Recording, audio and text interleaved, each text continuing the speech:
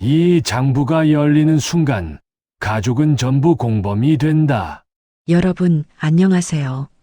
오늘 들려드릴 이야기는 한 재벌가의 비밀에 관한 것입니다. 돈과 권력, 그 뒤에 숨겨진 진실에 관한 이야기죠. 장례식장. 검은 옷을 입은 사람들이 모여 있습니다. 하지만 그들의 눈빛은 슬픔이 아닌 불안으로 가득했죠. 왜일까요? 유산 상속 조건은 단 하나입니다. 이 장부를 끝까지 읽으십시오. 변호사의 손에 들린 검은 가죽 장부. 그 안에는 재산 목록이 아니라 가족 한 명 한 명의 죄목이 적혀 있었습니다. 장남은 20년 전 뺑소니를 조작했고 차남은 정치인에게 검은 돈을 건넸습니다. 며느리는 아이를 바꿔치기했고 사위는 회사 기밀을 팔아넘겼죠. 그리고 부인은 회장의 친동생을 독살했다는 의혹이 있었습니다. 하지만 진짜 충격은 마지막 페이지에 있었습니다. 이 장부를 완성한 사람은 내가 아니라 내가 무시했던 손녀다. 10년 동안 할아버지 비서실에서 조용히 일하던 손녀 서윤. 그녀는 가족들의 범죄를 하나씩 기록하고 증거를 모았습니다. 그리고 마침내 복수의 카드를 꺼내 들었죠. 전부 고발하면 이 집안은 끝나요. 대신 전 재산 제가 받겠습니다. 과연 이 가족은 어떤 선택을 할까요? 그리고 손녀 서윤의 진짜 목적은 무엇일까요? 지금부터 시작합니다. 구독과 좋아요 한 번씩 눌러주세요. 그리고 지금 어디서 듣고 계신지도 들려주세요. 2024년 11월 15일 새벽 4시 대한민국 재계 1위 선우그룹 회장 선우태산이 자택에서 급서했습니다. 향년 78세였죠. 공식 사인은 심근경색. 평소 건강했던 회장의 갑작스러운 죽음에 언론은 들썩였습니다. 경제면 일면을 장식한 건 물론이고 메인 뉴스에서도 10분 가까이 다뤘죠. 하지만 선우가 사람들은 달랐습니다. 슬픔보다는 긴장감이 먼저였으니까요. 장례식장은 서울 강남구 대치동에 위치한 선우의료원 장례식장. 5층 전체를 빌려 VIP 빈소를 차렸습니다. 화환만 300개가 넘었고 조문객은 이틀 동안 3,000명이 넘게 다녀갔죠. 하지만 정작 가족들의 표정은 어두웠습니다. 형님, 아버지 금고는 확인하셨습니까? 조문객이 빠져나간 새벽 1시. 차남 선우재석이 장남 선우재현에게 조심스럽게 물었습니다. 아직이야. 변호사가 내일 온다더군. 선우재현의 목소리는 낮았습니다. 58세, 선우그룹 부회장. 차기 회장으로 유력했던 그였지만 표정은 밝지 않았죠. 그 금고 말입니까? 아버님이 절대 열지 말라고 하신. 며느리 한지은이 끼어들었습니다. 재현의 아내였죠. 명품 상의에 진주 목걸이를 한 그녀는 불안한 눈빛으로 남편을 쳐다봤습니다. 조용히 해. 여기서 그런 얘기하는 거 아니야. 재현이 아내를 제지했습니다. 하지만 그의 손은 미세하게 떨리고 있었죠. 복도 끝에서 지켜보던 사람이 있었습니다. 손녀 선우서윤, 27세. 검은 상복을 입은 그녀는 조용히 스마트폰을 꺼내 메모를 남겼습니다. 11월 16일 새벽 1시 12분. 가족들, 금고에 대해 언급. 불안한 기색 영역. 서윤은 미소 지었습니다. 아주 희미하게. 다음 날 오전 10시. 조문이 끝난 후 가족들은 별도의 방으로 안내되었습니다. 변호사 김석환이 기다리고 있었죠. 모두 오셨습니까? 김석환은 60대 중반의 노련한 변호사였습니다. 선우그룹 법률 고문을 20년 넘게 맡아온 그였죠. 그의 손에는 검은 서류 가방이 들려 있었습니다. 아버지 유 원장입니까? 재현이 물었습니다. 그의 옆에는 아내 한지은, 동생 재석과 그의 아내 박민정, 그리고 회장 부인 오명희가 앉아 있었습니다. 사위 강민준도 참석했고 구석에는 서윤이 조용히 자리했죠. 유언장이라고 할 수도 있고 아니라고 할 수도 있습니다. 김석환의 애매한 대답에 가족들이 웅성거렸습니다. 무슨 말씀이십니까? 유산 상속에 관한 내용 아닙니까? 재석이 날카롭게 물었습니다. 54세, 선우그룹 전무. 형 재영과는 달리 경영 일선에서 물러나 정치권과 가까이 지냈던 인물이죠. 상속에 관한 내용은 맞습니다. 다만 김석환이 가방에서 두꺼운 검은 가죽 장부를 꺼냈습니다. 금속 자물쇠가 채워진 오래된 장부였죠. 회장님께서는 이 장부를 가족 여러분이 함께 읽으실 것을 조건으로 내거셨습니다. 모두 함께 처음부터 끝까지. 그게 무슨... 그리고 이 장부를 다 읽으신 후에야 상속에 관한 최종 결정이 내려집니다. 김석환이 자물쇠 열쇠를 꺼냈습니다. 작은 황동 열쇠였죠. 잠깐만요. 그 장부에 뭐가 적혀 있는지도 모르는데 읽으라고요? 사위 강민준이 항의했습니다. 38세, 대형 로펌 변호사 출신인 그는 법률적 함정을 경계하는 눈빛이었죠. 회장님의 유언입니다. 거부하실 경우 상속 대상에서 제외됩니다. 김석환의 단호한 말에 방안이 조용해졌습니다. 읽겠습니다. 가장 먼저 입을 연 건 부인 오명이었습니다. 72세, 40년을 회장 부인으로 살아온 그녀는 담담한 표정으로 변호사를 바라봤죠. 어머니, 시작하세요, 변호사님. 오명희의 말에 다른 가족들도 어쩔 수 없이 고개를 끄덕였습니다. 김석환이 열쇠로 자물쇠를 열었죠. 찰칵. 금소금과 함께 장부가 열렸습니다. 김석환이 장부의 첫 페이지를 펼쳤습니다. 회장의 친필이 적혀 있었죠. 낭독을 시작하겠습니다. 그가 천천히 읽기 시작했습니다. 나 선우태사는 이 장부에 기록된 내용이 모두 사실임을 증명한다. 이 장부는 내 가족들이 지난 30년간 저질러온 죄목을 정리한 것이다. 재현의 얼굴이 굳었습니다. 재석은 눈을 감았고 며느리 한지은은 손수건을 꺼내 입을 가렸죠. 각 죄목에는 증거가 첨부되어 있다. 사진, 영상, 녹취록, 계좌 내역. 모든 것이 준비되어 있다.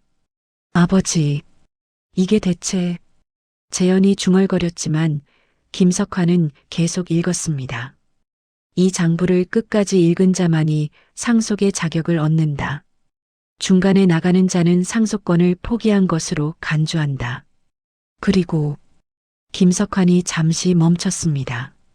다음 문장을 읽기 전에 가족들을 한번 둘러봤죠.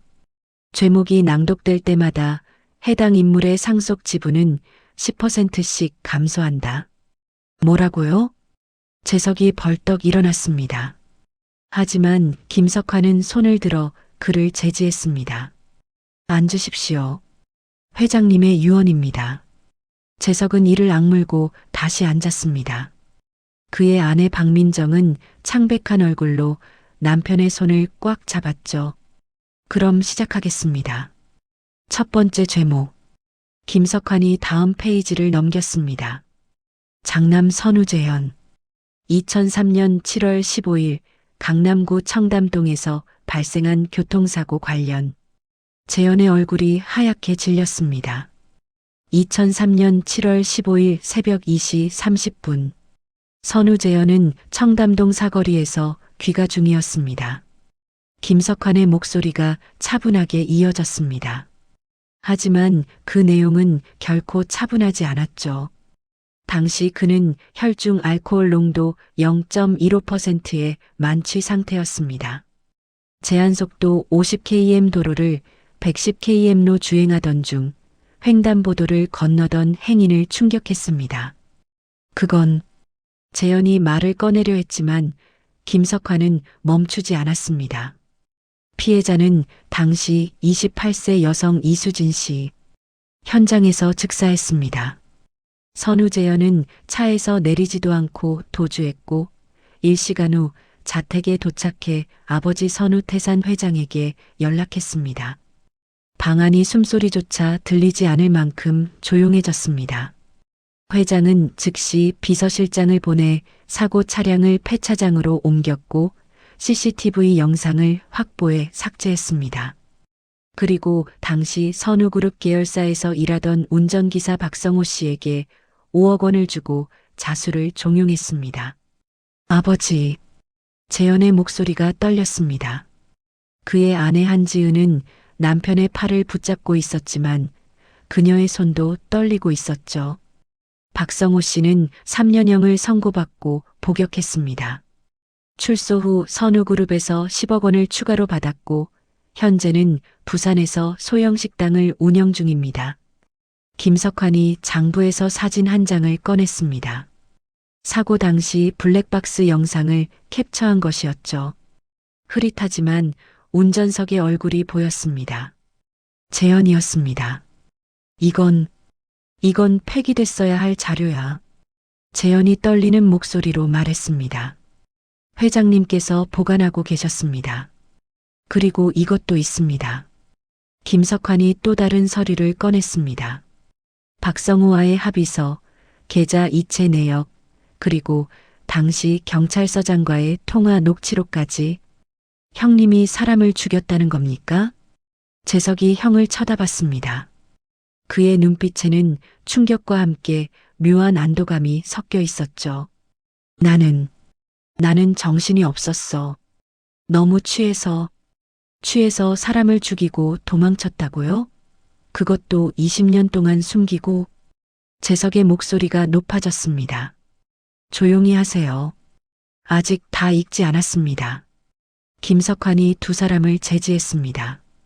선우재현의 죄목 낭독을 마칩니다. 상속 지분 10% 감소, 자녀 지분 40%에서 30%로 조정됩니다. 재현은 고개를 떨어뜨렸습니다. 그의 어깨가 작게 떨렸죠. 구석에 앉아있던 서윤이 노트북을 열었습니다. 화면에는 방금 낭독된 내용과 동일한 파일이 정리되어 있었죠. 그녀는 재현의 이름 옆에 체크 표시를 했습니다. 15 완료. 다음 제목입니다. 김석환이 다음 페이지를 넘겼습니다.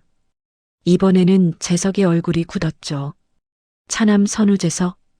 2018년부터 2022년까지 5년간 정치인 김태준 의원에게 총 150억 원의 뇌물을 제공한 사실. 재석이 벌떡 일어났습니다. 앉으십시오. 김석환의 냉정한 목소리에 재석은 다시 주저앉았습니다. 김태준 의원은 당시 국회 산업통상자원위원회 위원장이었습니다. 선우그룹이 추진하던 지역산업단지 개발 사업 승인을 위해 재석 씨는 직접 뇌물을 전달했습니다. 그건 정당한 로비였어요. 불법이 아니라. 차명 계좌를 통한 현금 송금이 정당한 로비입니까? 김석환이 통장 사본을 꺼냈습니다. 홍콩과 싱가포르 은행 계좌였죠. 2018년 3월 홍콩 HSBC 은행에 개설된 JS 홀딩즈 명의 계좌. 실소유주는 선우재석 씨입니다. 이 계좌에서 김태준 의원의 1,000명의 계좌로 3차례에 걸쳐 50억 원씩 총 150억 원이 송금되었습니다. 이건 어떻게. 재석의 얼굴이 창백해졌습니다. 회장님께서는 재석 씨의 모든 금융 거래를 추적하고 계셨습니다. 해외 계좌도 예외는 아니었죠. 김석환이 또 다른 서류를 꺼냈습니다. 김태준 의원과의 통화 녹취록입니다. 2020년 5월 12일 재석 씨가 의원에게 직접 전화한 내용이죠. 그가 노트북을 열어 음성 파일을 재생했습니다. 의원님, 이번 사업 승인건 좀 서두르셨으면 합니다. 재석의 목소리였습니다. 알고 있네. 그런데 야당 쪽에서 계속 시비를 거는데 좀 더 확실한 게 필요할 것 같아. 얼마나 더 필요하신데요? 이번에는 좀 크게 움직여야 할 것 같네. 50은 있어야지. 알겠습니다. 다음 주까지 준비하겠습니다. 녹취록이 끝났습니다. 재석은 고개를 들 수 없었죠. 야, 너 미쳤어? 그런 걸 전화로 해? 형 재현이 동생을 나무랐습니다. 형은 사람을 죽이고 나한테 그런 말할 자격이 있어? 재석이 쏘아붙였습니다. 조용히 하세요. 아직 끝나지 않았습니다. 김석환이 다시 낭독을 이어갔습니다. 선우재석은 이 외에도 2019년부터 청와대 비서관 2명, 국토부 공무원 3명에게 각각 10억에서 30억 원의 금품을 제공했습니다. 모든 증거는 이 장부에 첨부되어 있습니다. 김석환이 두툼한 서류 뭉치를 테이블에 올려놓았습니다. 선우재석의 죄목 낭독을 마칩니다. 상속 지분 10% 감소, 자녀 지분 40%에서 30%로 조정됩니다. 재석은 주먹을 불끈 쥐었습니다. 그의 아내 박민정은 눈물을 흘리고 있었죠. 이건 아버지가 우릴 파멸시키려는 거잖아. 재석이 중얼거렸습니다. 아직 2분밖에 안 읽었습니다. 김석환이 냉정하게 말했습니다. 서유는 다시 노트북에 체크 표시를 했습니다. 25 완료. 다음은 김석환이 잠시 멈칫했습니다. 이번 내용은 그도 처음 보는 것이었으니까요. 장남 며느리 한지은. 2012년 출산 관련. 한지은의 얼굴이 하얗게 질렸습니다. 잠깐만요. 저는 가족이 아니잖아요. 왜 제가 회장님의 유언에 며느리와 사위도 포함되어 있습니다. 계속하겠습니다. 김석환이 페이지를 넘겼습니다. 2012년 6월 3일 한지은 씨는 서울 강남구 선우의료원에서 출산했습니다. 남아 1명. 이름은 선우준혁. 한지은은 떨리는 손으로 물컵을 들었습니다. 그런데 출산 기록과 아기의 혈액형이 일치하지 않았습니다. 그게 무슨 소리야? 재현이 아내를 쳐다봤습니다. 한지은 씨의 혈액형은 O형, 재현 씨의 혈액형은 O형입니다. 그런데 아이의 혈액형은 AB형으로 기록되어 있습니다. 방안이 술렁거렸습니다. 유전적으로 불가능합니다. O형과 O형 사이에서는 AB형이 나올 수 없습니다. 변호사님, 그건 병원 실수일 수도. DNA 검사 결과가 있습니다. 김석환이 서류를 꺼냈습니다. 회장님께서는 2015년 손자 준혁이의 DNA를 몰래 채취해 검사를 의뢰하셨습니다. 결과는 그가 잠시 침묵했습니다. 선우재영과 선우준혁 사이에 생물학적 부자관계가 성립하지 않습니다. 뭐라고? 재현이 벌떡 일어나 아내를 쳐다봤습니다. 한지은은 얼굴을 가리고 울기 시작했죠. 지은아, 이게 무슨 소리야? 준혁이가 내 아들이 아니라고? 저는 대답해. 재현이 소리쳤습니다. 죄송해요. 저는 당신 아이를 가질 수 없었어요.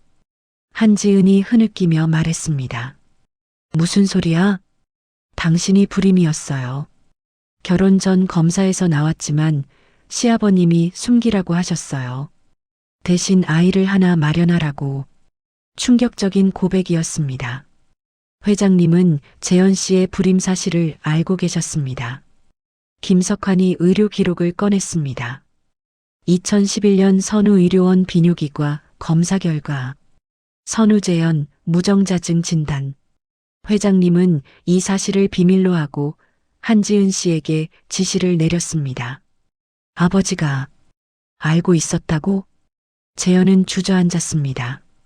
한지은 씨는 회장님의 지시로 정자은행을 통해 임신했습니다. 하지만 출산 후 병원에서 실수로 다른 아기와 바뀌었고 한지은 씨는 그 사실을 알면서도 숨겼습니다. 다른 아기요? 재석이 물었습니다. 네. 같은 날 같은 병원에서 출산한 다른 산모의 아기와 바뀌었습니다. 한지은 씨는 그 사실을 간호사로부터 전해 듣고 5천만 원을 주고 입을 막았습니다. 그럼 진짜 우리 아이는 어디 있는 거야? 재현이 물었습니다. 서울 강서구에 살고 있는 일반 가정에서 자라고 있습니다. 이름은 김준서. 현재 12세. 한지은은 더 이상 말을 잇지 못했습니다. 한지은의 죄목 낭독을 마칩니다. 상속 지분. 원래 배분받을 예정이던 5%에서 0%로 조정됩니다. 한지은은 고개를 숙인 채 흐느꼈습니다. 재현은 멍하니 앉아 있었습니다. 12년간 아들이라고 믿었던 아이가 자신의 친자가 아니었다는 사실, 그리고 아버지는 그 모든 것을 알고 있었다는 사실. 서윤이 노트북에 체크를 했습니다. 35 완료. 다음 제목입니다. 김석환의 목소리에 이번에는 사위 강민준이 긴장했습니다. 사위 강민준. 2020년부터 2023년까지 선우그룹 기밀정보 유출건. 잠깐, 저는 선우그룹 직원도 아닌데요. 강민준이 항변했습니다. 38세, 대형 로펌 출신의 그는 법리적으로 빠져나갈 구멍을 찾고 있었죠. 직원은 아니지만 회장님의 사위로서 그룹 내부 정보에 접근할 수 있었습니다. 김석환이 서류를 펼쳤습니다. 강민준 씨는 2020년 3월부터 일본 기업 미츠비시 중공업 측 로비스트와 접촉했습니다. 선우그룹이 개발 중이던 2차 전지 신기술 정보를 1차로 30억 원에 넘겼습니다. 그건 거짓말입니다. 강민준이 벌떡 일어났습니다. 증거가 있습니다. 2020년 3월 15일 도쿄 롭pongi 힐즈의 한 레스토랑. 미츠비시 측 담당자 야마모토 켄지와의 만남이 CCTV에 포착되었습니다. 김석환이 노트북을 돌려 화면을 보여줬습니다. 흑백 CCTV 영상이었지만 강민준의 얼굴이 선명했죠. 그는 서류 봉투를 건네받고 있었습니다. 그건 단순한 식사 자리였어요. 30억 원이 입금된 스위스 계좌는 어떻게 설명하시겠습니까? 또 다른 서류가 나왔습니다. 추리희 은행 계좌 내역이었죠. 계좌 이름은 MJ 컨설팅. 강민준의 이니셜입니다. 개설일은 2020년 2월 28일. 첫 입금일은 2020년 3월 20일, 정확히 30억 원입니다. 강민준의 얼굴에서 혈기가 빠졌습니다. 이게 끝이 아닙니다. 김석환이 계속 읽었습니다. 2021년 6월 선우그룹의 베트남 공장 증설 계획을 중국 BYD에 넘겼습니다. 대가는 50억 원. 2022년 10월에는 선우그룹의 M&A 대상 기업 리스트를 미국 사모펀드에 넘겼습니다. 대가는 70억 원. 그만하세요. 강민준의 아내, 재석의 딸 선우혜진이 울먹였습니다. 총 유출 금액 150억 원. 모두 해외 계좌로 입금되었고 현재 싱가포르와 두바이 부동산에 투자되어 있습니다. 민준 씨, 이게 사실입니까? 재석이 사위를 쳐다봤습니다. 강민준은 대답하지 않았습니다. 대신 고개를 돌려 창밖을 바라봤죠. 회장님께서는 2021년부터 강민준 씨의 동선을 추적하셨습니다. 해외 출장 기록, 이메일 내역, 통화 기록, 모든 것이 이 장부에 정리되어 있습니다. 김석환이 두툼한 파일을 테이블 위에 올려놓았습니다. 그리고 이것도 있습니다. 그가 USB를 꺼내 노트북에 꽂았습니다. 녹취 파일이 재생되었죠. 민준 씨, 다음 정보는 언제쯤 받을 수 있나요? 일본식 영어 억양이 섞인 목소리였습니다. 다음 주 이사회가 끝나면 바로 보내드리겠습니다. 이번 거는 중요한 거라 금액 조정이 필요할 것 같은데요. 강민준의 목소리였습니다. 얼마를 생각하고 계시나요? 최소 100억은 되어야죠. 이건 선우그룹 10년 연구 결과입니다. 녹취가 끝났습니다. 민준아. 재석이 사위를 불렀지만 강민준은 고개를 들지 않았습니다. 강민준의 죄목 낭독을 마칩니다. 상속 지분. 배분 예정이던 5%에서 0%로 조정됩니다. 그리고 김석환이 잠시 멈췄습니다. 회장님께서는 이미 검찰에 고발장을 제출해 두셨습니다. 회장님 사망 후 30일이 지나면 자동으로 접수되도록 설정되어 있습니다. 뭐라고요? 강민준이 벌떡 일어났습니다. 산업기술 유출죄는 최대 15년입니다. 강민준 씨, 각오하십시오. 강민준은 비틀거렸습니다. 그의 아내 혜진이 남편을 붙잡았지만 그는 그대로 바닥에 주저앉았죠. 서윤이 노트북에 체크를 했습니다. 45 완료. 방 안의 공기가 무거웠습니다. 4명의 죄목이 낭독되었고 남은 건 1명. 부인 오명희. 김석환이 마지막 페이지를 넘겼습니다. 그의 손이 미세하게 떨렸죠. 이 내용은 그도 충격적이었으니까요. 마지막 죄목입니다. 모두의 시선이 부인 오명희에게 향했습니다. 72세의 그녀는 여전히 담담한 표정이었죠. 부인 오명희. 1998년 7월 선우태건 전무 사망건 관련. 재영과 재석의 얼굴이 굳었습니다. 선우태건은 회장의 친동생이었습니다. 두 아들에게는 친삼촌이었죠. 1998년 7월 20일 새벽 선우태건 전무는 자택에서 급성 심근경색으로 사망했습니다. 당시 49세였습니다. 삼촌은 심장마비로 돌아가셨잖아요. 재현이 말했습니다. 공식 사인은 그렇습니다. 하지만 김석환이 의료 기록을 꺼냈습니다. 회장님께서는 동생의 죽음을 의심하셨습니다. 태건 전무는 평소 건강했고 심장 질환 병력도 없었습니다. 그런데 갑자기 사망한 것이죠. 그래서요? 오명희가 처음으로 입을 열었습니다. 그녀의 목소리는 여전히 차분했죠. 회장님은 비밀리에 부검을 의뢰하셨습니다. 결과는 김석환이 서류를 펼쳤습니다. 혈액에서 디기탈리스 성분이 검출되었습니다. 치사량의 3배였습니다. 디기탈리스요? 재석이 물었습니다. 강심제의 일종입니다. 적정량을 쓰면 심장병 치료제지만 과다 복용하면 심장마비를 일으킵니다. 그리고 부검하지 않으면 자연사로 보입니다. 방안이 조용해졌습니다. 어머니. 재현이 어머니를 쳐다봤습니다. 회장님은 부인을 의심하셨습니다. 왜냐하면 김석환이 다음 페이지를 넘겼습니다. 태건 전무가 사망하기 한 달 전 회장님은 동생에게 경영권을 일부 넘기겠다는 의사를 밝혔습니다. 선우그룹을 형제가 공동 경영하는 구조로 바꾸려 했던 것이죠. 그게 사실입니까? 재석이 물었습니다. 네. 회장님은 동생의 경영 능력을 인정하셨습니다. 그리고 만약 그 계획이 실행되었다면 김석환이 오명희를 쳐다봤습니다. 부인과 아들들의 지분은 크게 줄어들 예정이었습니다.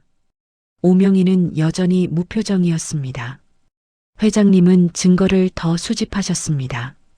부인의 약품 구입 기록, 태건 전무와의 마지막 식사 영상, 그리고 김석환이 작은 병을 꺼냈습니다.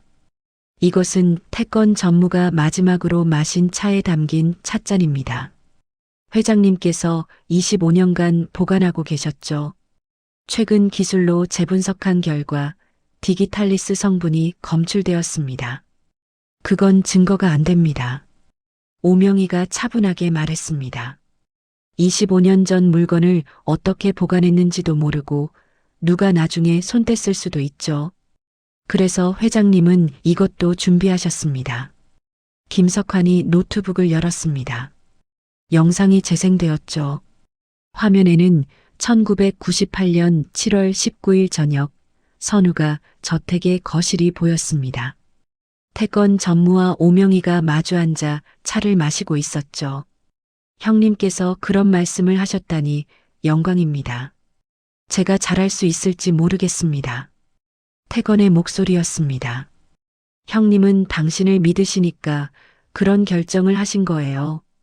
축하드려요. 오명희가 미소 지으며 찻잔을 건넸습니다. 고맙습니다, 형수님. 태건이 차를 받아 마셨습니다. 그리고 몇 분 후 그는 가슴을 움켜쥐기 시작했죠. 형수님, 가슴이. 어머, 괜찮으세요? 오명희가 놀란 척하며 일어났습니다. 하지만 그녀는 전화기를 들지 않았습니다. 대신 태건이 바닥에 쓰러지는 것을 지켜봤죠.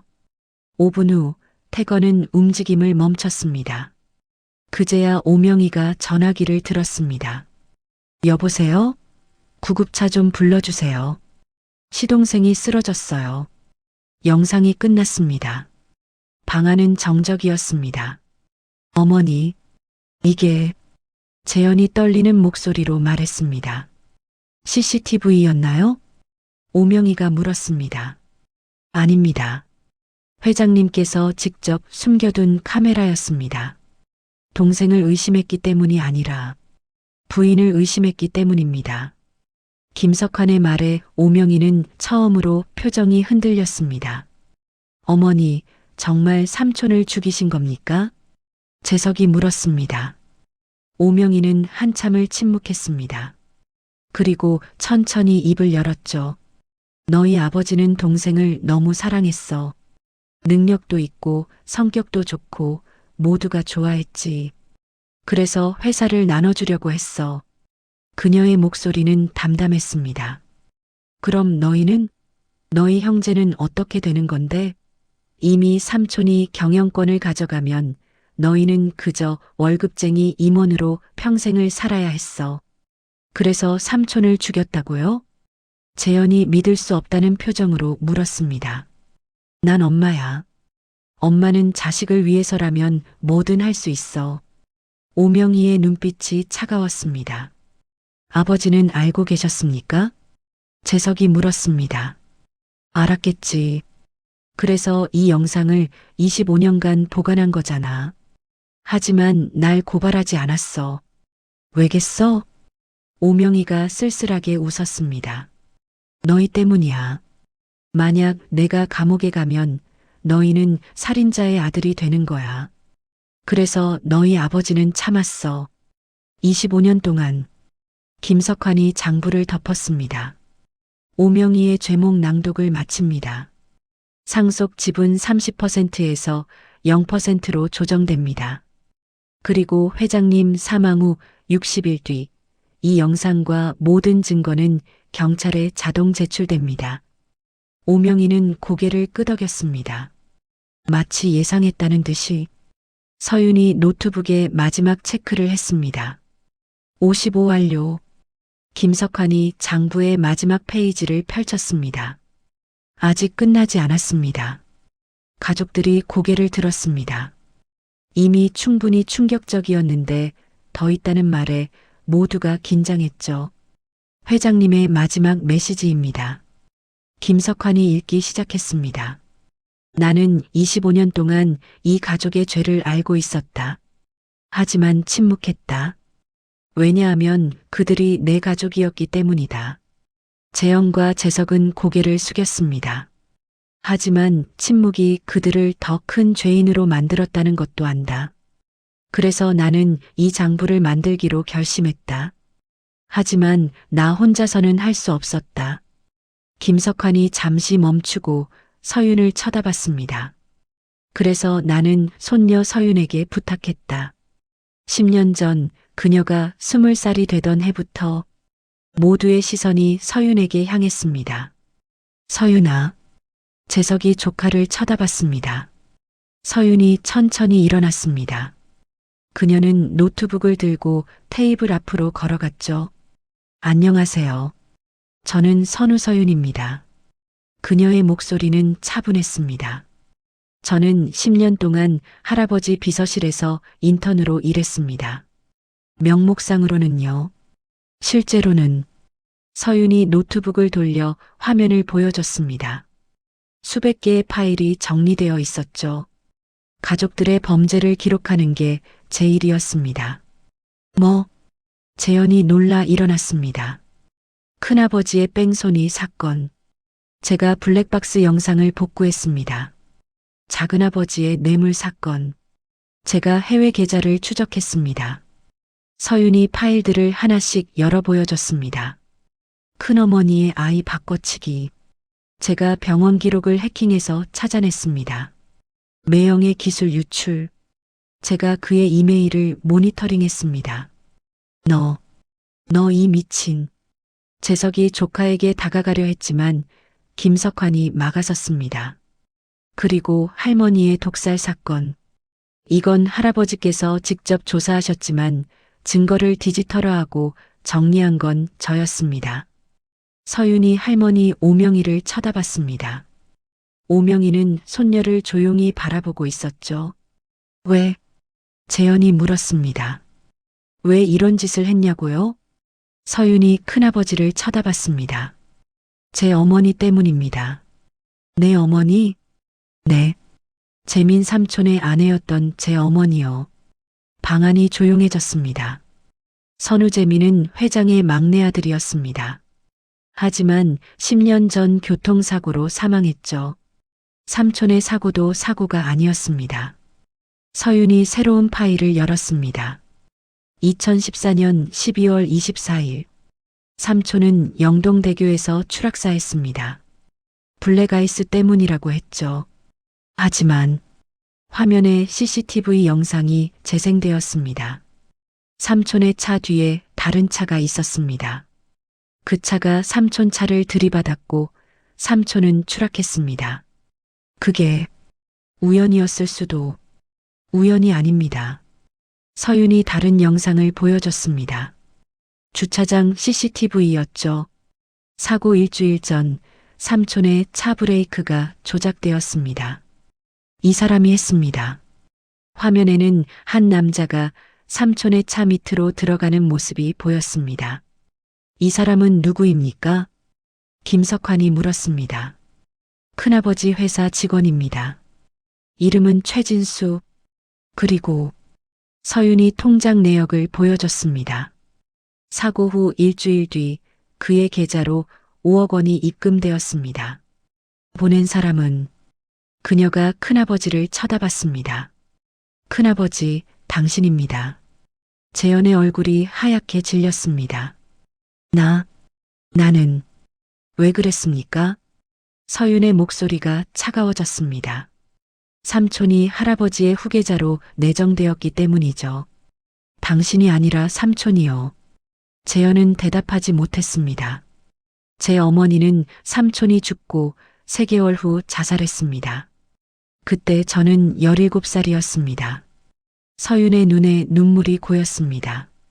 할아버지는 삼촌의 죽음이 사고가 아니라는 걸 아셨습니다. 하지만 증거가 없었죠. 그래서 저를 불렀습니다. 서윤아. 오명희가 손녀를 불렀습니다. 저는 10년을 기다렸습니다. 증거를 모으고 때를 기다렸습니다. 그리고 할아버지께서 돌아가시자 드디어 때가 온 겁니다. 서윤이 노트북을 닫았습니다. 이제 선택하세요. 가족 여러분. 서윤이 테이블 위에 USB 열개를 올려놓았습니다. 이 안에 모든 증거가 들어 있습니다. 영상, 녹취, 문서, 계좌 내역. 20년치의 범죄 기록이요. 그녀가 가족들을 돌아보며 말했습니다. 큰아버지, 당신은 사람을 2명 죽였습니다. 20년 전 이수진 씨, 그리고 10년 전 제 아버지를요. 재현은 고개를 들 수 없었습니다. 작은아버지, 당신은 150억 원의 뇌물을 주고받았고 공무원들을 매수했습니다. 이건 뇌물죄, 배임죄로 최소 10년입니다. 재석은 주먹을 불끈 쥐었지만 아무 말도 하지 못했습니다. 큰어머니, 당신은 친자가 아닌 아이를 12년간 속이고 키웠습니다. 그리고 진짜 아이의 인생을 빼앗았죠. 한지은은 울고 있었습니다. 매형, 당신은 국가 핵심 기술을 해외에 팔아넘겼습니다.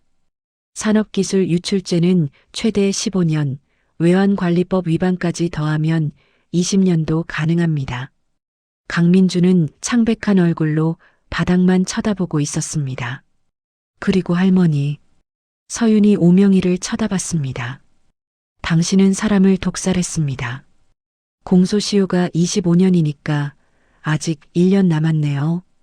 살인죄로 무기징역입니다. 오명이는 여전히 담담한 표정이었습니다. 이 모든 증거를 경찰에 제출하면 선우가는 끝납니다. 서윤이 USB들을 집어들었습니다. 언론은 난리가 날 거고 주가는 폭락할 거고 그룹은 해체될 겁니다. 당신들은 전부 감옥에 가고요. 그럼 넌 어쩌려고? 재석이 물었습니다. 저는 선택권을 드리려고 합니다. 서윤이 미소 지었습니다. 첫 번째 선택. 제가 모든 증거를 경찰에 제출합니다. 당신들은 법의 심판을 받고 선우그룹은 역사 속으로 사라집니다. 가족들의 얼굴이 어두워졌습니다. 두 번째 선택. 모두 재산을 포기하고 저에게 넘깁니다. 그럼 저는 증거를 공개하지 않겠습니다. 뭐? 재현이 소리쳤습니다. 재산을 다 내놓으라고? 네. 주식, 부동산, 해외 계좌, 모든 것을요. 서윤이 차분하게 말했습니다. 대신 당신들에게는 각각 10억씩 드리겠습니다. 새로 시작하기에 충분한 돈이죠. 10억? 우리 재산이 얼만데? 재석이 소리쳤습니다. 지금 계산해보니 큰아버지와 작은아버지는 각각 상속 지분이 30%였죠. 선우그룹 시가총액이 12조 원이니까 주식만 각각 3조 6천억 원입니다. 서윤이 계산기를 두드렸습니다.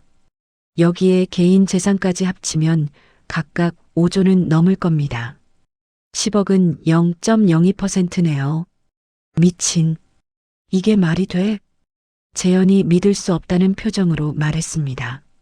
아니면 첫 번째 선택을 하시죠. 전부 감옥 가시는 거요. 서윤의 눈빛이 차가워졌습니다. 저는 상관없습니다. 어차피 증거는 충분하니까요. 당신들이 감옥에 가도 선우그룹은 국가에 귀속되거나 매각될 겁니다. 어차피 당신들 손에는 안 남아요. 시간 드리겠습니다. 서윤이 시계를 쳐다봤습니다. 오늘 자정까지 결정하세요. 두 번째 선택을 하신다면 내일 오전 법무법인에서 재산 이전 계약을 진행하겠습니다. 그녀가 USB들을 가방에 넣고 일어났습니다. 참 하나 더 말씀드리죠. 서윤이 문 앞에서 돌아섰습니다. 이 증거들은 이미 세 군데에 백업되어 있습니다. 저한테 무슨 일이 생기면 자동으로 경찰과 언론에 발송됩니다. 그러니 쓸데없는 생각은 마세요. 그녀가 문을 열고 나갔습니다. 방 안에는 무거운 침묵만 남았죠. 밤 11시. 서윤은 할아버지 서재에 앉아 있었습니다. 노트북 화면에는 가족들의 동선이 실시간으로 표시되고 있었죠. 큰아버지 재현은 집에서 술을 마시고 있었습니다. GPS 추적 앱으로 확인한 결과 그는 3시간째 같은 자리에 있었죠. 작은아버지 재석은 변호사 사무실을 찾아갔다가 돌아온 상태였습니다. 아마도 법적 대응을 알아본 모양이었죠. 큰어머니 한지은은 친정에 가 있었고 매형 강민주는 인천공항으로 향하다가 돌아왔습니다. 서윤이 여권 무효화 조치를 미리 해뒀기 때문이죠. 할머니 오명이는 자택에 있었습니다. 그녀만이 유일하게 차분하게 행동하고 있었습니다. 똑똑. 문을 두드리는 소리가 들렸습니다. 들어오세요. 서윤이 말했습니다. 문이 열리고 할머니 오명이가 들어왔죠.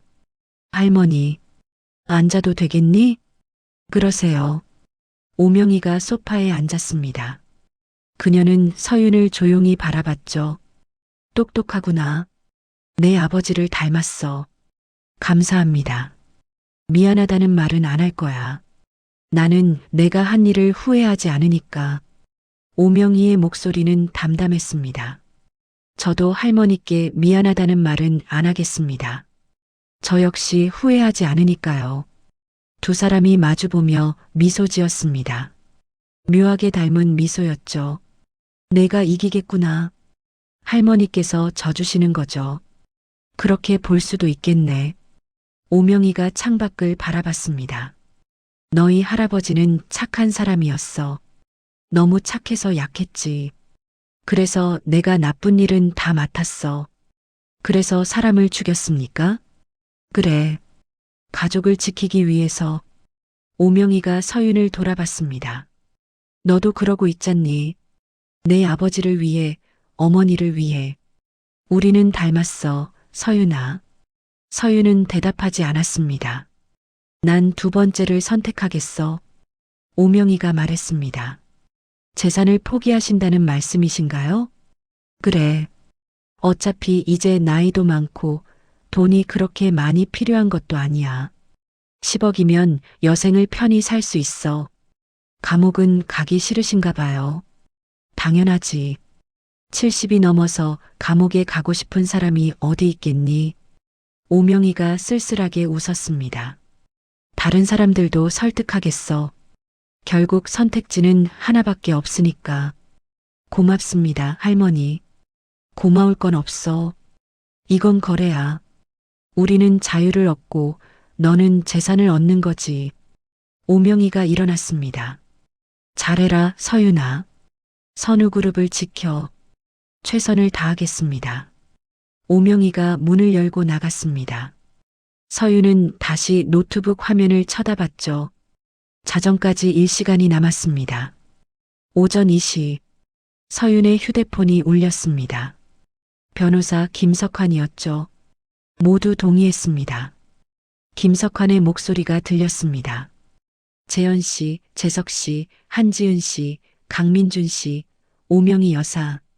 5명 모두 재산 포기 각서에 서명했습니다. 알겠습니다.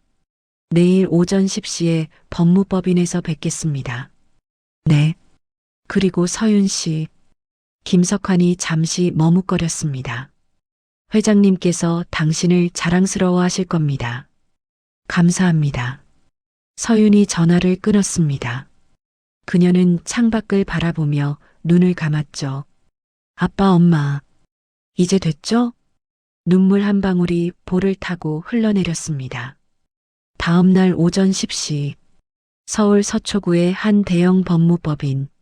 가족들이 하나둘 모여들었습니다. 재현, 재석, 한지은, 강민준, 오명희. 모두 어두운 표정이었죠. 시작하겠습니다.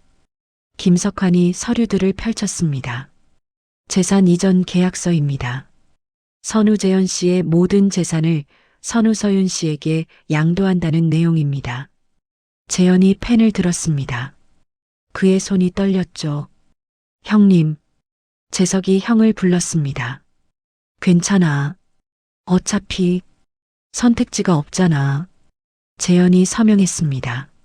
30년간 모은 재산이 한순간에 사라지는 순간이었죠. 이어서 재석, 한지은, 강민준이 차례로 서명했습니다. 마지막으로 오명희가 펜을 들었습니다. 서윤아. 오명희가 손녀를 불렀습니다. 네, 할머니. 이 그룹을 잘 이끌어라.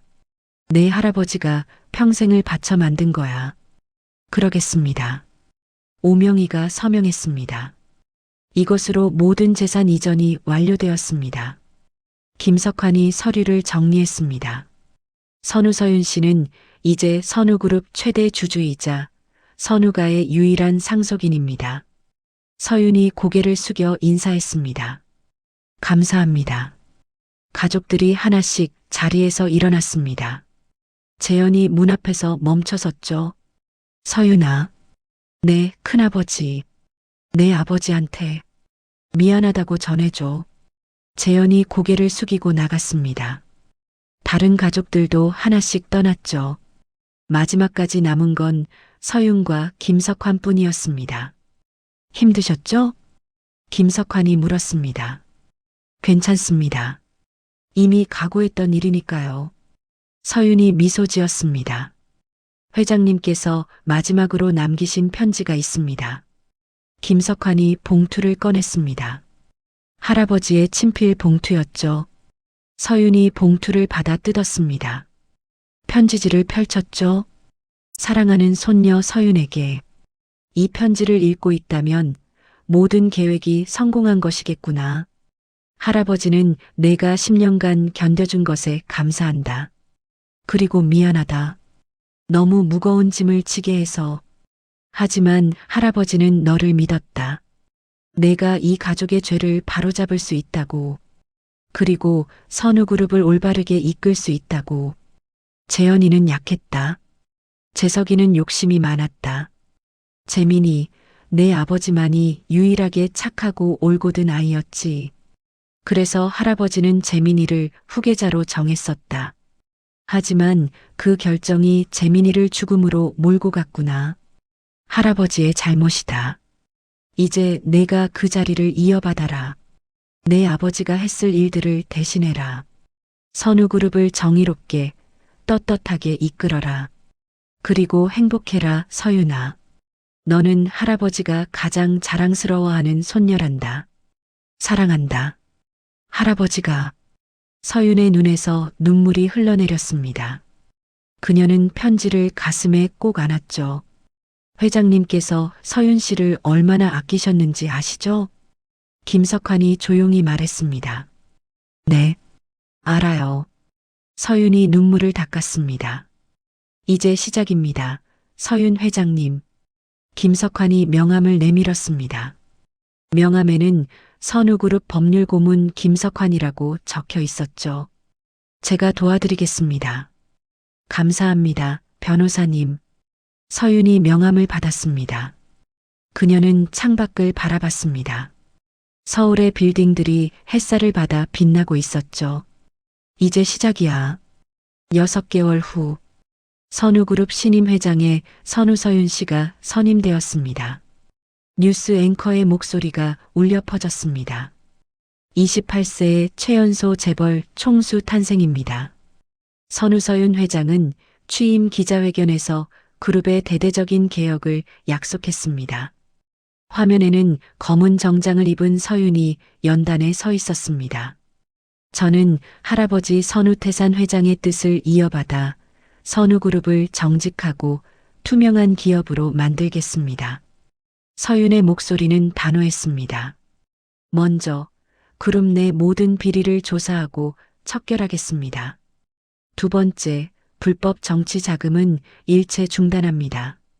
세 번째, 협력업체와의 공정 거래를 확립하겠습니다. 기자들이 카메라 셔터를 눌러댔습니다. 질문 있으시면 받겠습니다. 한 기자가 손을 들었습니다. 회장님, 전임 경영진들이 모두 물러났는데요. 경영 공백은 어떻게 메우실 계획입니까? 새로운 인재들을 영입했습니다. 능력과 도덕성을 모두 갖춘 분들입니다. 그분들과 함께 선우그룹을 새롭게 만들어 가겠습니다. 다른 기자가 질문했습니다. 전임 회장님의 가족분들은 지금 어떻게 지내고 계신가요? 서윤이 잠시 침묵했습니다. 가족들은 각자의 길을 가고 있습니다. 저는 그분들의 사생활을 존중합니다. 마지막 질문입니다. 회장님께서는 왜 이렇게 급격한 개혁을 단행하시는 겁니까? 서윤이 미소 지었습니다. 제 아버지가 살아계셨다면 이렇게 하셨을 거라고 생각합니다. 저는 아버지의 꿈을 이루고 싶습니다. 정의롭고 떳떳한 기업을 만드는 것이요. 기자회견이 끝났습니다. 서윤이 회장실로 돌아왔죠.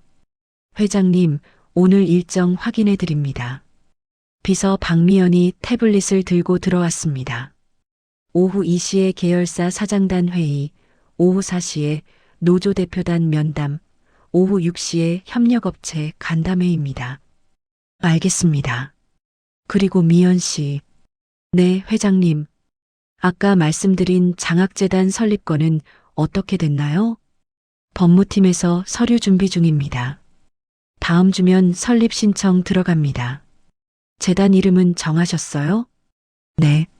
선우재민 장학재단으로 하셨죠. 서윤이 고개를 끄덕였습니다. 아버지 이름으로 매년 100명의 학생들을 지원하는 거예요. 가난하지만 꿈이 있는 아이들을요. 좋은 일입니다, 회장님. 박미연이 나가고 서윤은 혼자 남았습니다. 그녀는 책상 서랍을 열었죠. 그 안에는 아버지의 사진이 있었습니다. 아빠 잘하고 있죠? 서윤이 사진을 쓰다듬었습니다. 똑똑. 문을 두드리는 소리가 들렸습니다. 들어오세요. 문이 열리고 김석환 변호사가 들어왔습니다. 회장님, 보고 드릴 게 있습니다. 무슨 일이세요? 선우재현 씨가 경찰에 자수했습니다. 서윤의 손이 멈췄습니다. 자수요? 네. 20년 전 뺑소니 사건과 10년 전 살인 교사 사건을 자백했습니다. 왜 그러셨을까요? 모르겠습니다. 하지만 아마도 양심의 가책이었을 겁니다. 서윤은 창밖을 바라봤습니다. 다른 분들은요? 선우재석 씨는 정계 은퇴를 선언했습니다. 한지은 씨는 진짜 아들을 찾아 만났고 이혼 절차를 밟고 있습니다. 강민준 씨는 변호사 자격이 박탈되었고 오명희 여사는 요양원에 계십니다. 할머니는 건강하세요? 네. 조용히 지내고 계십니다. 김석환이 서류를 내밀었습니다. 그리고 이건 회장님께서 요청하신 피해자 보상 계획서입니다. 서윤이 서류를 받아 펼쳤습니다.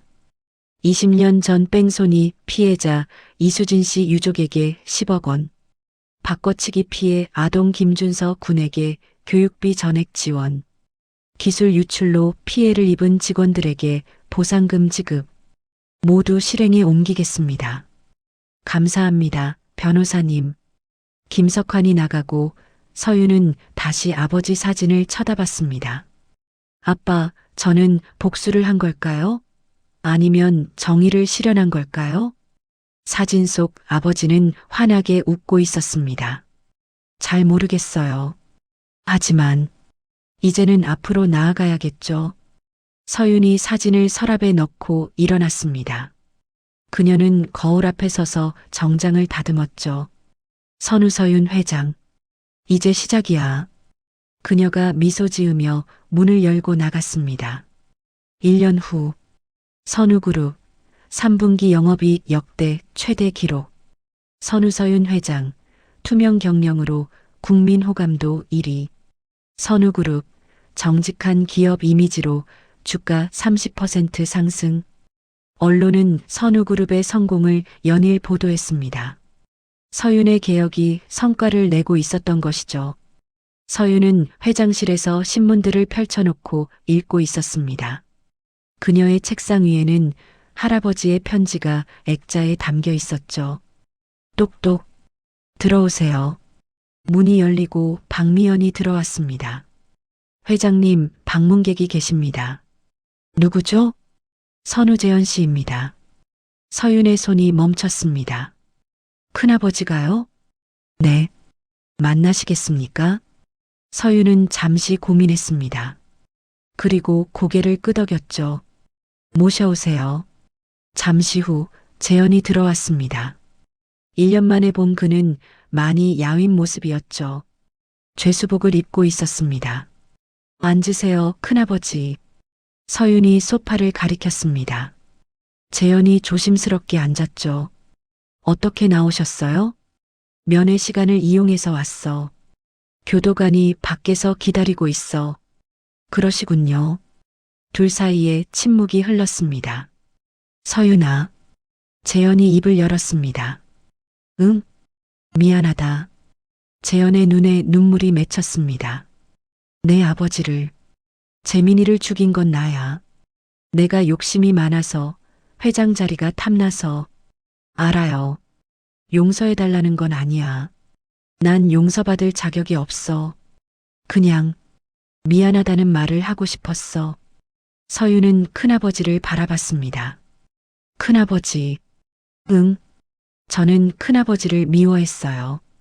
10년 동안 매일매일 재현은 고개를 숙였습니다. 하지만 이제는 그냥 안타까워요. 왜 그렇게밖에 할 수 없었는지. 나도 몰라. 그때는 회장 자리가 전부인 줄 알았어. 하지만 막상 잃고 나니 아무것도 아니더라. 재현이 눈물을 닦았습니다. 감옥에서 생각했어. 내가 평생 무엇을 위해 살았는지. 그리고 깨달았어. 난 한 번도 제대로 산 적이 없었다는 걸. 지금이라도 깨달으신 게 다행이에요. 서윤이 물 한 잔을 건넸습니다. 큰아버지, 저는 아버지만큼 착하지 않아요. 그래서 큰아버지를 용서한다는 말은 할 수 없어요. 알아. 하지만 큰아버지가 남은 인생을 속죄하며 산다면 그건 존중하겠어요. 재현이 고개를 들어 조카를 바라봤습니다. 고맙다, 서윤아. 형기는 얼마나 남으셨어요? 15년을 선고받았어. 10년은 살아야 가석방이야. 건강 챙기세요. 그러마. 재현이 일어났습니다. 잘 있어, 서윤아. 그리고 선우그룹 잘 부탁해. 그러겠습니다. 재현이 문을 열고 나가려다 멈춰 섰습니다. 참, 재민이가 자랑스러워할 거야. 이렇게 멋진 딸을 뒀다는 게. 재현이 마지막 인사를 하고 나갔습니다. 서윤은 창밖을 바라봤죠. 아빠, 이제 정말 끝난 것 같아요. 그녀의 얼굴에 평온한 미소가 번졌습니다. 5년 후 선우그룹 글로벌 100대 기업 진입. 선우서윤 회장, 포브스 선정 세계에서 가장 영향력 있는 여성 CEO 22. 선우그룹 친환경 기술 개발로 UN 지속 가능 발전상 수상. 선우그룹은 명실상부한 글로벌 기업으로 성장했습니다. 그리고 그 중심에는 서윤이 있었죠. 33세가 된 서윤은 여전히 바쁜 일상을 보내고 있었습니다.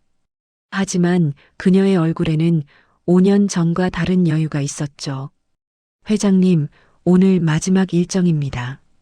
박미연이 태블릿을 보여줬습니다. 선우재민 장학재단 장학증서 수여식입니다. 벌써 그 시간이네요. 서윤이 일어나 재킷을 입었습니다. 장학금 수여식장. 100명의 학생들이 모여 있었습니다. 가난하지만 꿈을 가진 아이들이었죠.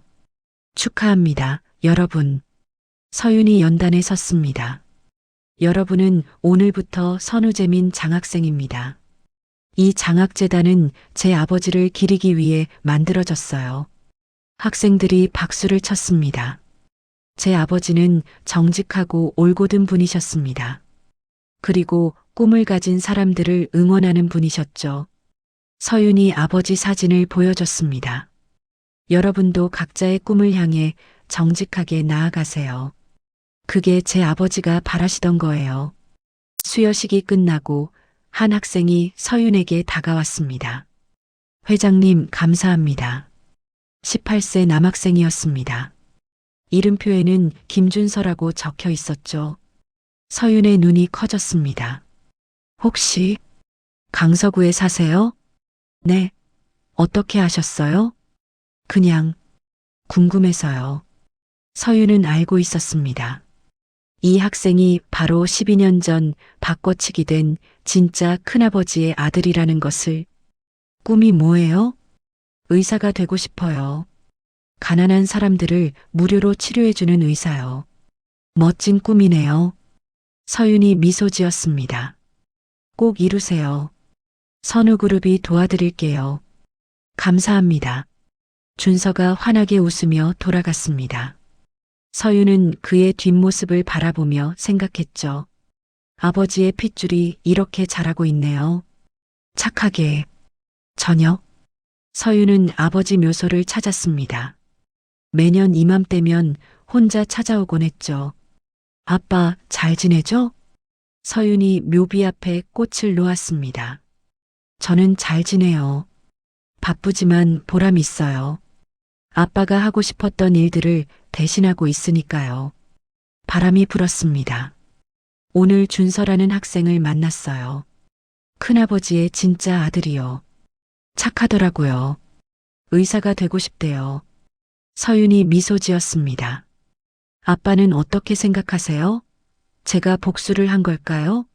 아니면 정의를 실현한 걸까요? 대답은 없었습니다. 하지만 서윤은 알고 있었죠. 아마 아빠는 이렇게 말씀하실 것 같아요. 그냥 내가 할 일을 했을 뿐이야 라고. 그녀가 묘비를 쓰다듬었습니다. 맞아요. 저는 그냥 제가 할 일을 했을 뿐이에요. 가족의 죄를 바로잡고 아빠의 꿈을 이루고 할아버지의 유산을 지키는 것. 서윤이 일어났습니다. 이제 가볼게요, 아빠. 내일도 바빠요. 하지만 행복해요. 정말로. 그녀가 돌아서서 걸어갔습니다. 석양이 그녀의 뒷모습을 비추고 있었죠. 10년 후 선우그룹 회장 선우서윤 세계경제포럼 최고 경영자상 수상. 선우서윤 회장 역대 최연소 재계 총수에서 존경받는 리더로 선우그룹 연 매출 50조 원 돌파. 10년 전 대비 5배 성장. 38세가 된 서윤은 명실상부한 세계적인 CEO가 되어 있었습니다. 회장실. 서윤은 창밖을 바라보고 있었습니다. 서울의 야경이 아름다웠죠. 회장님, 박미연이 들어왔습니다. 그녀도 10년 동안 서윤과 함께 성장했습니다. 네, 미연 씨. 오늘 오신 분이 계세요. 누구죠? 오명희 여사님입니다. 서윤이 놀란 표정을 지었습니다. 할머니를 10년 만에 만나는 것이었죠. 모셔오세요. 잠시 후 할머니가 들어왔습니다. 82세가 된 그녀는 휠체어를 타고 있었습니다. 할머니. 서윤이 할머니에게 다가갔습니다. 오랜만이구나, 서윤아.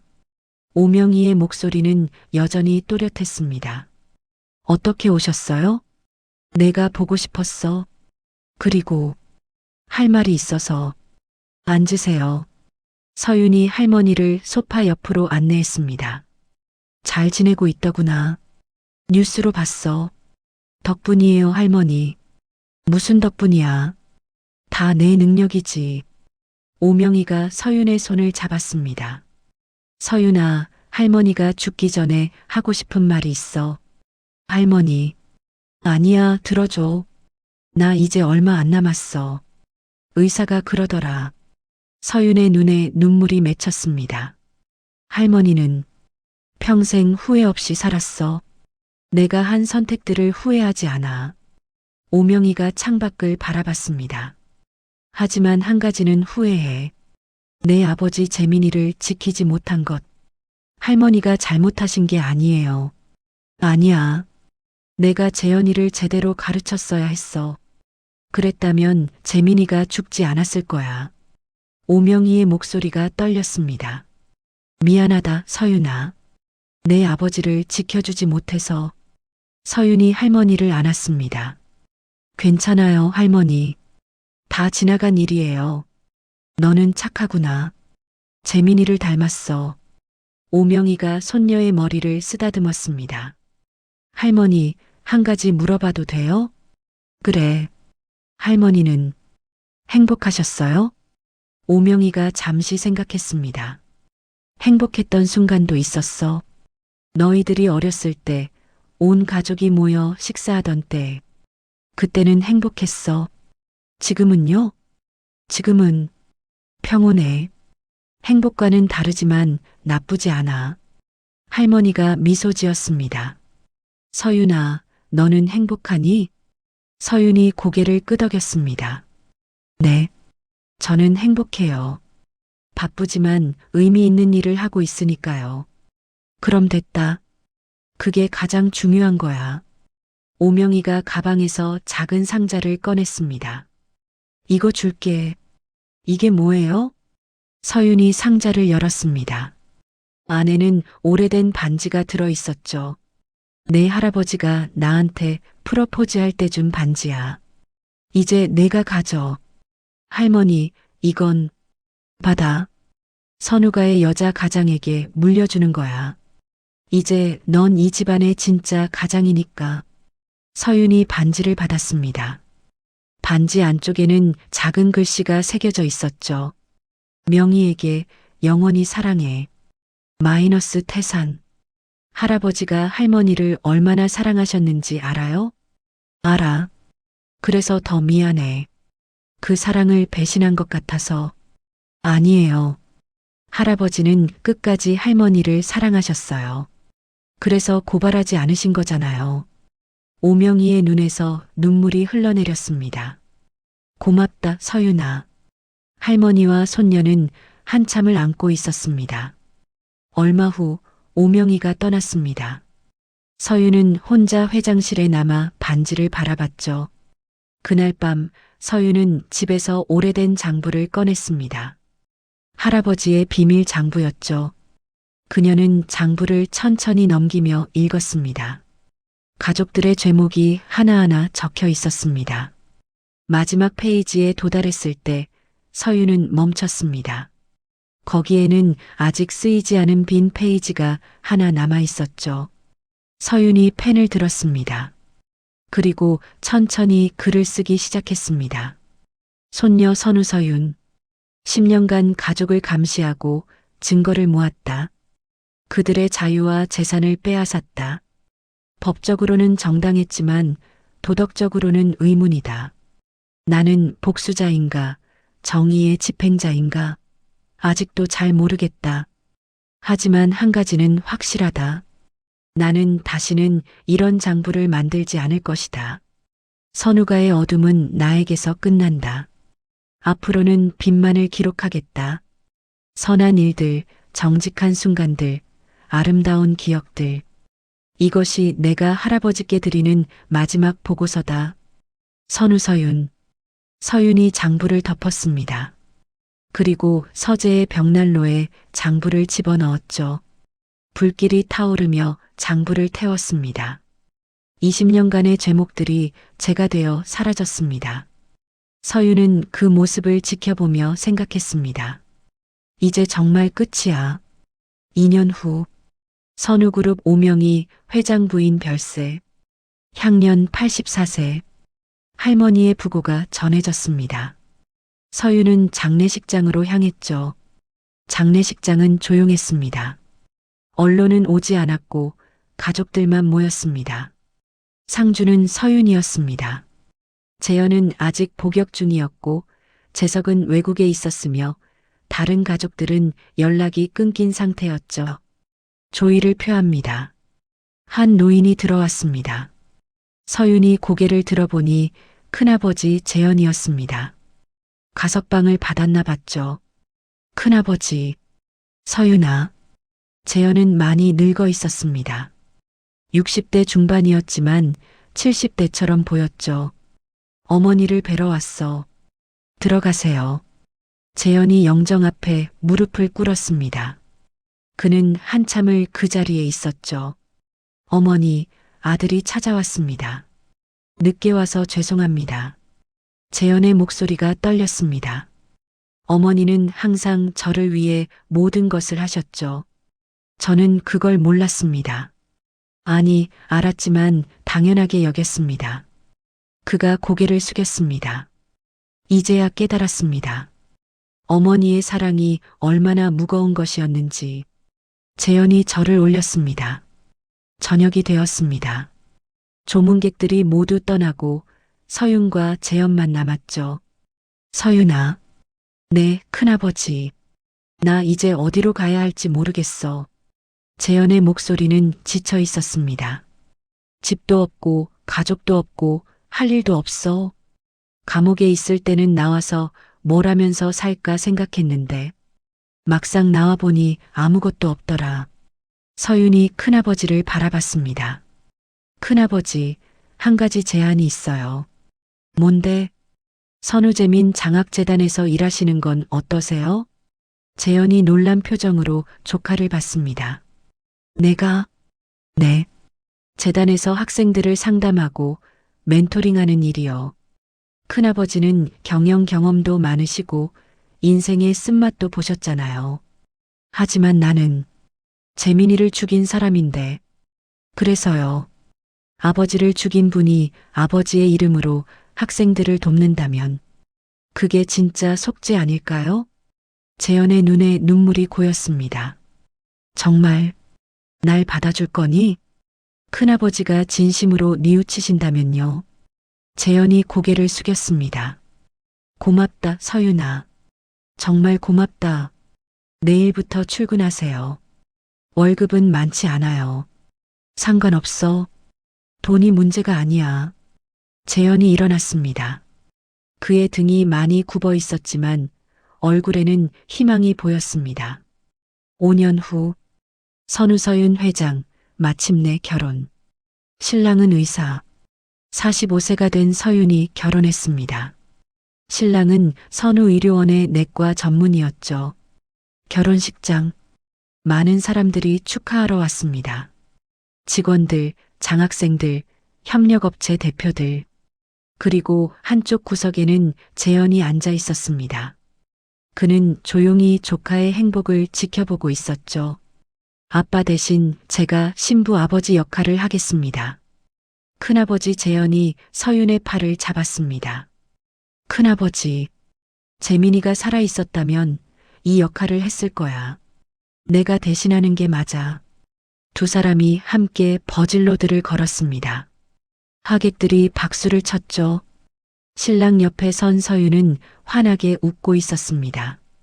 진심으로 행복한 얼굴이었죠. 신부에게 묻습니다. 이 남자를 남편으로 맞이하시겠습니까? 네, 맞이하겠습니다. 신랑에게 묻습니다. 이 여자를 아내로 맞이하시겠습니까? 네, 맞이하겠습니다. 이제 키스하셔도 좋습니다. 신랑과 신부가 키스했습니다. 하객들의 박수가 터져 나왔죠. 피로 연장. 서윤은 큰아버지를 찾았습니다. 큰아버지, 오늘 와주셔서 감사해요. 당연한 거지. 내 조카 결혼식인데. 재현이 미소 지었습니다. 큰아버지, 요즘 어떠세요? 좋아. 재단일이 보람 있어. 어제도 한 학생이 의대에 합격했다고 찾아왔더라. 정말요? 누구예요? 김준서라고. 내가 10년 전에 만났던 그 학생. 서윤의 눈이 커졌습니다. 준서가 의대에 합격했다고요? 그래. 서울대 의대야. 그 녀석 정말 열심히 하더라. 잘 됐네요. 서윤이 미소 지었습니다. 그리고 말이야. 재현이 조심스럽게 말을 꺼냈습니다. 준서한테 사실을 말해줄까 해. 그 애가 내 친아들이라는 걸. 서윤이 큰아버지를 쳐다봤습니다. 준비되셨어요? 모르겠어. 하지만 숨기고 사는 게 지쳤어. 그리고 그 애도 알 권리가 있잖아. 좋은 결정이에요, 큰아버지. 내가 중재해 줄 수 있을까? 물론이죠. 서윤이 큰아버지의 손을 잡았습니다. 마지막 장면. 선우그룹 본관 옥상. 서윤은 혼자 서울 야경을 바라보고 있었습니다. 25년 전 할아버지가 그녀를 불러 비밀 장부 이야기를 했던 곳이었죠. 할아버지, 저 잘하고 있죠? 서윤이 하늘을 쳐다보며 물었습니다. 바람이 불었습니다. 마치 대답하는 것처럼. 복수는 끝났어요. 정의도 실현했고요. 이제는 그냥 행복하게 살고 싶어요. 그녀가 미소 지었습니다. 가족들도 다 제자리를 찾아가고 있어요. 큰아버지는 속죄하며 살고 있고, 작은아버지는 조용히 지내고 있고, 큰어머니는 진짜 아들을 찾았고, 매형은 새로운 직업을 찾았어요. 서윤이 옥상 난간에 기대었습니다. 할머니도 평온하게 가셨어요. 마지막에는 웃으셨어요. 잘 살아라라고 하시면서 눈물 한 방울이 볼을 타고 흘러내렸습니다. 아빠, 엄마, 딸이 이만하면 괜찮게 컸죠? 이제는 행복해도 되죠? 서윤의 휴대폰이 울렸습니다. 남편에게서 온 문자였죠. 여보, 어디야?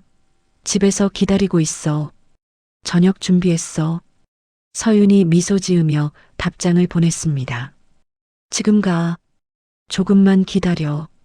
그녀가 휴대폰을 주머니에 넣고 옥상을 나서려다 멈췄습니다.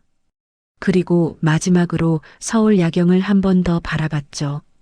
비밀장부는 이제 없어요, 할아버지. 제가 다 태워버렸어요. 서윤이 말했습니다.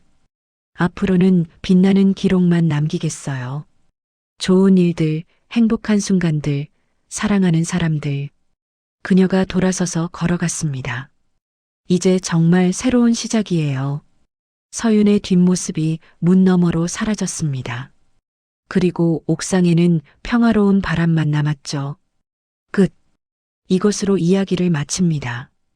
가족이란 무엇일까요? 피로 맺어진 인연일까요? 아니면 사랑으로 맺어진 관계일까요? 이 이야기는 한 가족의 죄와 벌, 그리고 용서와 화해에 관한 이야기였습니다. 때로는 복수가 필요할 때도 있습니다. 하지만 진짜 승리는 복수를 넘어서 용서하고 앞으로 나아가는 것이 아닐까요? 서윤은 가족의 죄를 폭로했지만 결국에는 그들에게 새로운 기회를 주었습니다. 그리고 그 선택이 모두를 구원했죠. 비밀 장부는 불타 없어졌지만 그 안에 담긴 교훈은 남았습니다. 정직하게 살아라. 욕심을 버려라. 가족을 소중히 여겨라. 여러분은 어떤 장부를 쓰고 계신가요? 죄목의 장부인가요? 아니면 사랑의 장부인가요? 오늘 이야기가 여러분의 삶에 작은 울림이 되길 바랍니다. 들어주셔서 감사합니다.